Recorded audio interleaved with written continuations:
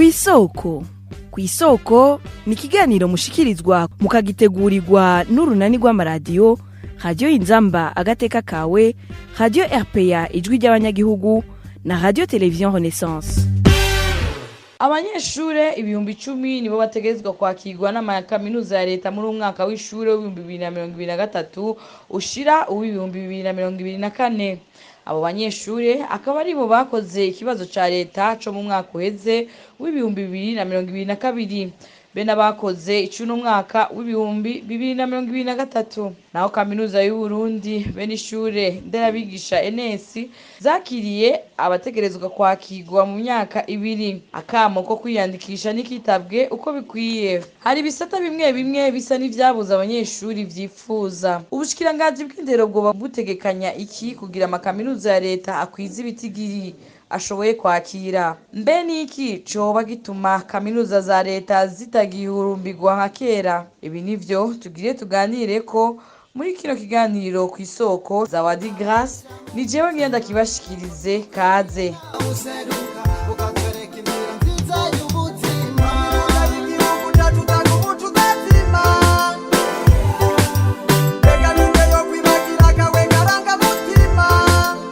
Amanota abanyeshuri bategerezwa kuba bafise kugira baje mu makaminuza ya leta yaragabanijwe. Umunyamabanga ntayegayezwa mu bushikiranganji bw'amashure ya kaminuza n'ubushakashatsi Frederic Bangirinama yabimenyesheje kuri uwa gatatu. Yaramenyesheje ko ari kugira ngo ibisata bitakwija abanyeshuri vyifuza barabe ko vyo baronka. Twaciye tugira iri tangazo rya kabiri kugira tumanure gatoyi, hanyuma ivyo bisata bitararonka bakwiye abe vyipfuza bashobore kuja kuvyigamwo. Hajeje gusohoka iryo tangazo, kaminuza y'u Burundi nayo yacisohora ivyo bisata bigikeneye abanyeshuri n'ishuri kaminuza nderabigisha NS gutyo nyene. Ubu rero ubwo gwaruka ruri muri ayo manota twafatiye ko ubu bwa kabiri baca baza kwiyandikisha muri ivyo bisata bikirimwo ibibanza ku bushake bwabo.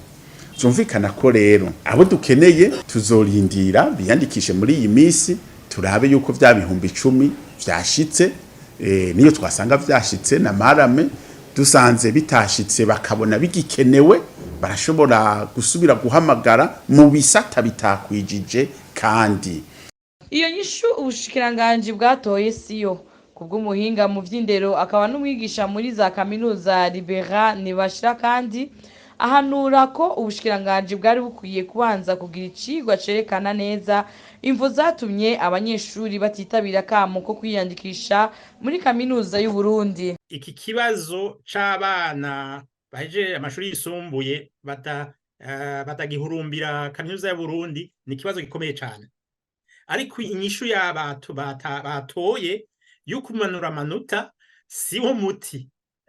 Ico bari gukora bari kwicara bakiga neza bagatohoza bakamenya igituma c'ukuri abana bahejeje amashuri yisumbuye batirukira kaminuza y'u Burundi, hanyuma bakatora inyishu irashe kuri ico kibazo. Ndazi neza yuko bagize ico cigwa kandi n'ibintu twese tuzi n'abo bategetsi batwara ubushikiranganji bw'Indero bazi, ni ikibazo c'uburyo c'ubukene bwabaye ndanse mu Burundi. Abavyeyi batagishobora gufasha abana babo ngo bige muri kaminuza, hanyuma uburyo bwa leta uko umwaka uheze niko babugabanura. Ahashaka kuvuga ikigo ca kaminuza kidagiha uburaro abanyeshuri, ico kigo kitakigaburira abanyeshure nk'uko vyariho kuva kera.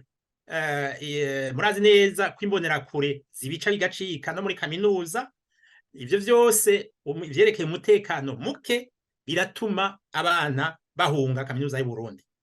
Hanyuma rero n'iryo tituka y'ubumenyi, no kuvuga yuko abana bagiye muri kaminuza barabona ko ata kintu bariko bariga.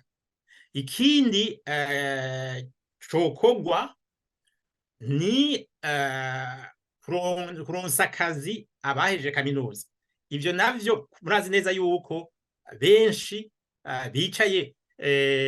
bicaye muhira bafise amadiploma hanitse muri kaminuza, benshi ajya amataxi vero n'amataxi moto nabahejeje kaminuza. Hanyuma rero ivyo navyo kugira akazi kaboneke nuko hoboneka amahoro n'umutekano ku barundi bose.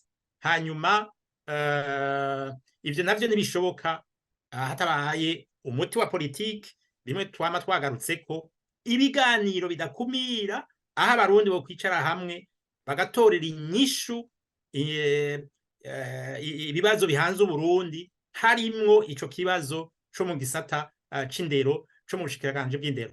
Reka tugwegize kaminuza tukuyagira abatakuzi n'abakuzi barazi ico wamaze.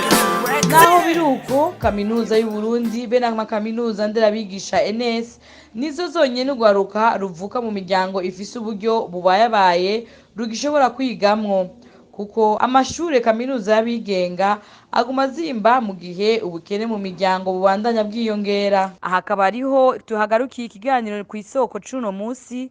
Zawadi Grace nije nariko ndakibashikiriza, naho ubutaha. Cari ikiganiro ku isoko.